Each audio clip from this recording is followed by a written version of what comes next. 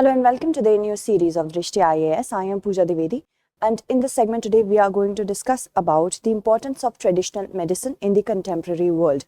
This topic will be important from the perspective of prelims, the facts, and from the perspective of mains, the question with respect to the importance of traditional medicine in the contemporary world could be asked. So let's begin with the different topics that we are going to undertake. These are the many topics that we are going to undertake here. Let's move on first with why we are even discussing it. So India has hosted the groundbreaking ceremony for Global Center for Traditional Medicine in Jamnagar, Gujarat.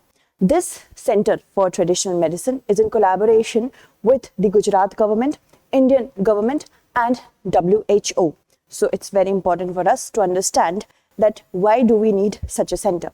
Let's first discuss about Global Center for Traditional Medicine.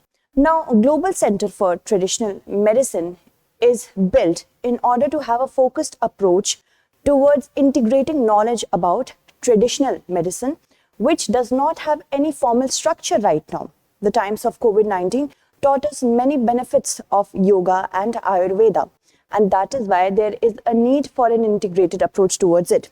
The center will be built by 31st of July in Jamnagar, Gujarat. Right now, the Office of Global Center for Traditional Medicine is being hosted by the Indian Teaching and Research in Ayurveda.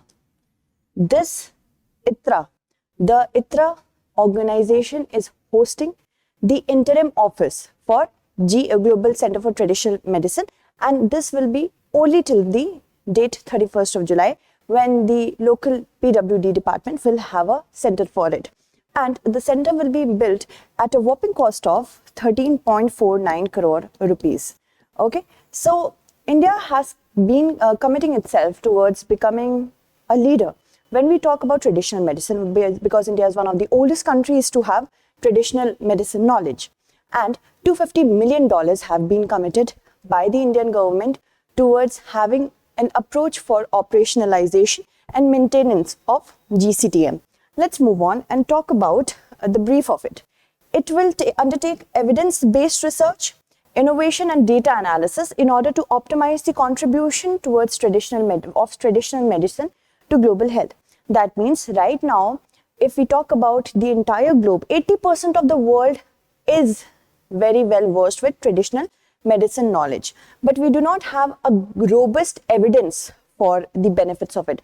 If we talk about functional magnetic resonance imaging, MRI that we call, the artificial intelligence and MRI has made it very clear that through brain mapping, we could see the benefits of yoga and Ayurveda when it is practiced in a human body. So that will be it. And its main focus will to develop norms, standards and guidelines in technical areas which is related to traditional medicine. India will try to integrate the knowledge and approach towards not only for the benefit of the country, but also towards the entire world. And it will also implement WHO's traditional medicine strategy from 2014 to 2023. This is the strategy. Okay, can you tell me in the comment segment what does this strategy mean? Okay, let's move forward and talk about the traditional medicine. What is it exactly? Traditional medicine, if we talk about, then WHO tells that it is actually the total sum of the knowledge, skill and practices indigenous, that means native, and different cultures they have used over time in order to maintain health, prevent and diagnose and treat physical as well as mental health. Not only physical but also mental. And acupuncture, Ayurvedic medicine, herbal mixture as well as modern medicine, it is encompassed under traditional medicine. Okay, practices and therapies such as yoga, Ayurveda, Siddha that is practiced in India and also certain countries like China, it is also traditional medicine only. Also, if we talk about homeopathy has also been practiced in India since a long period of time, and that is also under traditional knowledge. The Siddha system that we have in India is usually practiced in Tamil Nadu and Kerala.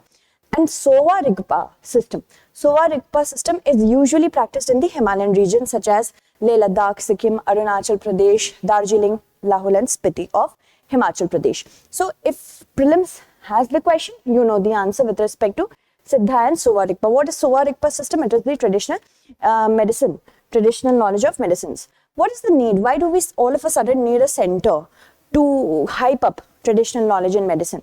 First of all, 170 in 194 WHO members are practicing traditional medicine. They have traditional knowledge, but they do not know how to have proper evidence, how to have an evidentiary support in with respect to traditional knowledge, so that we can use the decades and centuries long practiced knowledge of traditional medicine. First, to integrate the traditional medicine in the mainstream. This is the first one. Why?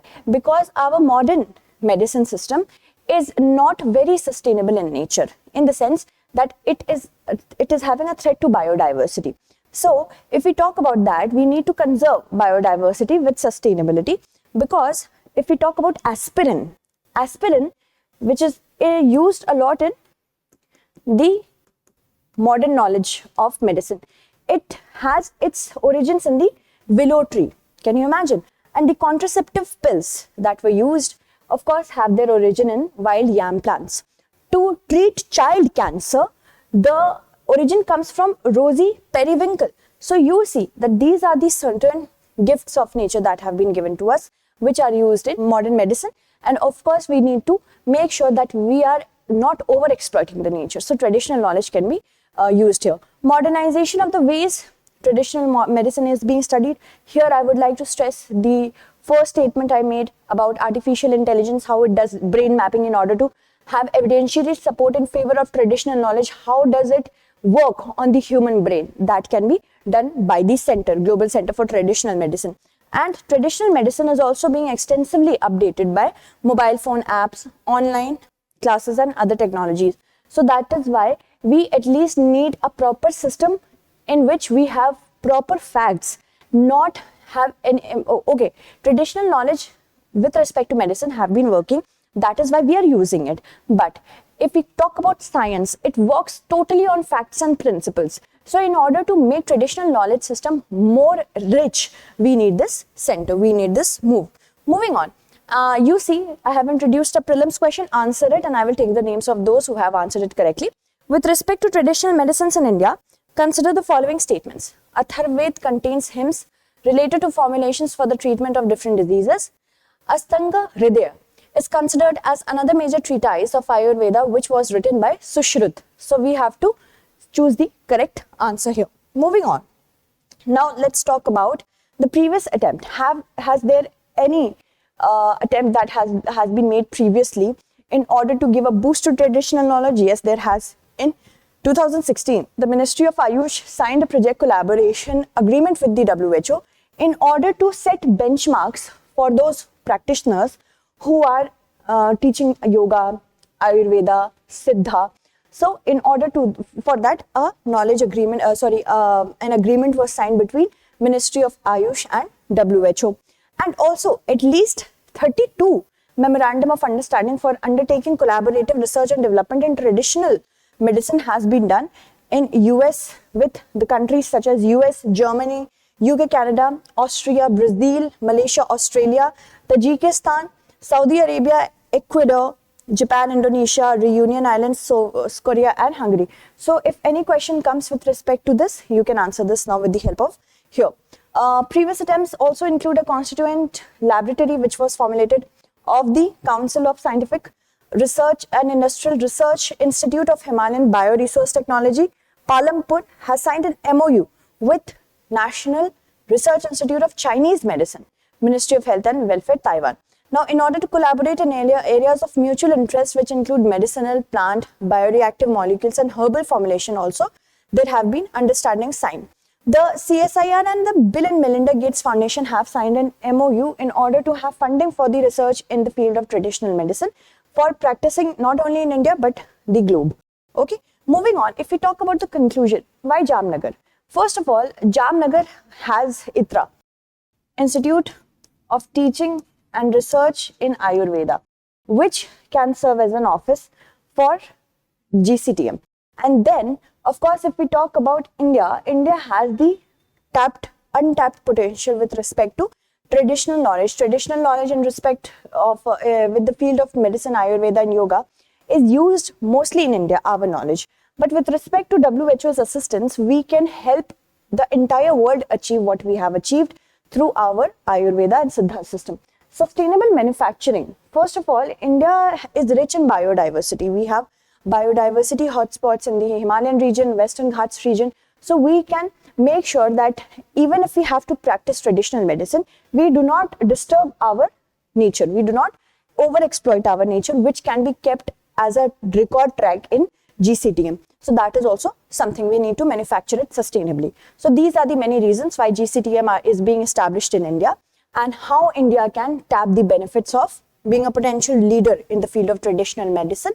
Discuss how India can explore the benefits of being one of the most or the oldest Ayurveda practicing countries in the contemporary world in 250 words. Okay, so that's it for today. Tomorrow we shall meet again with another segment. Until then, stay updated, and thank you so much for watching.